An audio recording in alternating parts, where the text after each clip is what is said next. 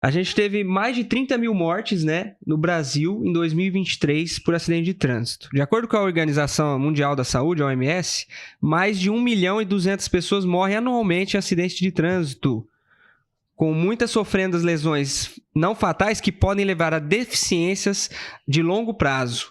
Em 2022, 14 estados do Brasil, os sinistros de trânsito mataram mais do que homicídios por armas de fogo. E olha que o Brasil é um país violento, né? O Brasil se mantém entre os 4 países que mais matam no trânsito, de acordo com a OMS. Enfim, se a gente for falar de números aqui, são assustadores, né? Até de Rio Preto a gente vai falar um pouco. Eu costumo dizer assim, às vezes em palestras que a gente vai, né? Números de guerra. São números de guerra. Você mesmo citou aí, essa fonte é uma fonte fidedigna aí, né? Uma fonte segura. Quase 33 mil mortos no ano passado no Brasil, vítimas de acidente de trânsito. A gente tá falando de óbito, de morte. Fora uma estatística aí de aproximadamente 4, 5, até 6 pessoas para cada óbito que ficam sequeladas.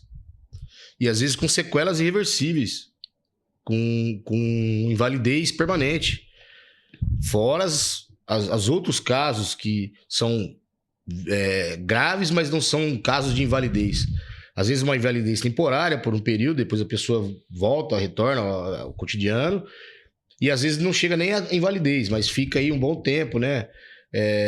Dependendo dos serviços públicos, ocupando leitos de hospitais, ocupando espaços aí que se o trânsito fosse um pouco mais seguro, seria bem mais tranquilo essa área da saúde. E o gasto, com a máquina pública tem um gasto com isso, né?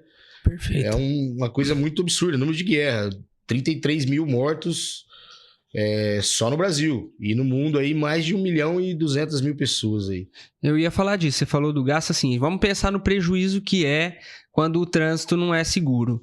Nós temos o prejuízo das mortes, familiares perdendo pessoas, né, queridas, o trabalho que é parado, né, a pessoa às vezes adquire uma deficiência e precisa se aposentar, e aí em vez de produzir, ela tem que acabar ficando parada, né? Porque é aposentada, porque impossibilita de trabalhar, então o governo vai ter que pagar a aposentadoria. Ou que seja temporariamente, a pessoa se machuca, quebra uma perna, né? Nós temos um guarda, inclusive exatamente, o Sartori, um abraço pro Sartori aí. Sartoro. Melhoras pra ele. E sofreu um acidente de moto, tá parado há algum tempo sem ir trabalhar, quer dizer, o serviço público tá perdendo, a máquina pública está perdendo com o gasto que tem com a saúde, com o gasto no sistema de saúde, com o gasto, às vezes, de pagar um salário para a pessoa, com aposentadoria. Enfim, é um prejuízo econômico e o sofrimento, além de tudo. Grande, né? Prejuízo para ele também, né? Ele, enfim, parado lá, né? Acaba deixando os compromissos e outras coisas que às vezes tem a fazer. Então, é um prejuízo para todo mundo. E muito bem lembrado aí do Sartori aí, né? Um acidente grave, fraturas graves aí, né? E é isso que a gente vê todo dia aí com esses números alarmantes aí, né? E às vezes por uma responsabilidade, né? Porque assim, o trânsito, ele tem as suas regras, né? E se a gente descumprir as regras, né? Geralmente tem aquelas 3 máximas, né? A negligência, a imperícia e a imprudência. E geralmente o acidente acontece por isso.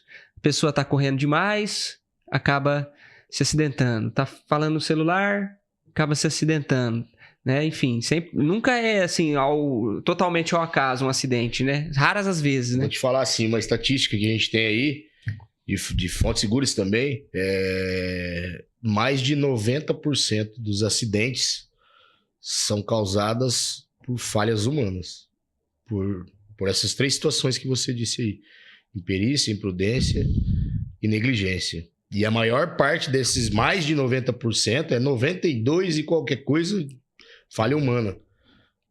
E a maior parte por imprudência. E o resto uns 8% seria assim, alguma coisa na via, algum defeito do carro? Falha mecânica, problema na via, falha mecânica.